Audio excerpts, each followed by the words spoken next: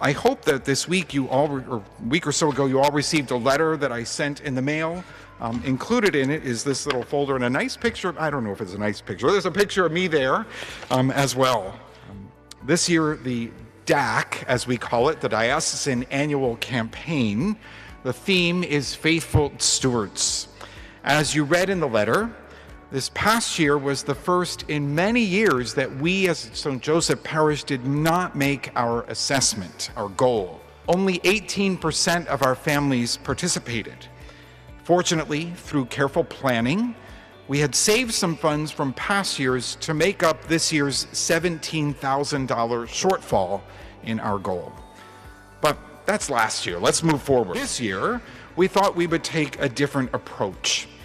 That if we all prayerfully considered our own personal budgets and supported the DAC through a monthly gift, if all of us as a parish family each take a little part of helping support the many works of our diocese, we would achieve and actually go over our goal, our assessment. Now, don't forget what the DAC does for us directly. First, it funds Justin McClay, our seminarian, so that he can be studying for the priesthood. And Justin, it's been good to have you home. I know you go back to school today for next semester, but always good to have you here. Thank you. It provides for the formation of Rudy Geisler. He's somewhere there. Rudy, he'll be, praise God, ordained this coming September as a deacon, so it's helped to fund his formation.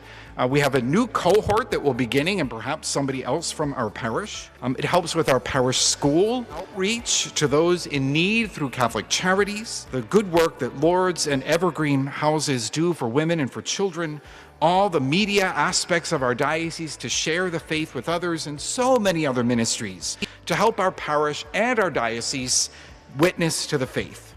We hope that each family will discern how they can best support the 2026 DAC, be it with a one-time lump sum gift, a pledge, or a monthly gift using our parish website. If you go under Give, one of the options is the Diocesan Annual Campaign. And there you can set up a recurring contribution to the DAC, alongside your regular gift to the parish for our day-to-day operations.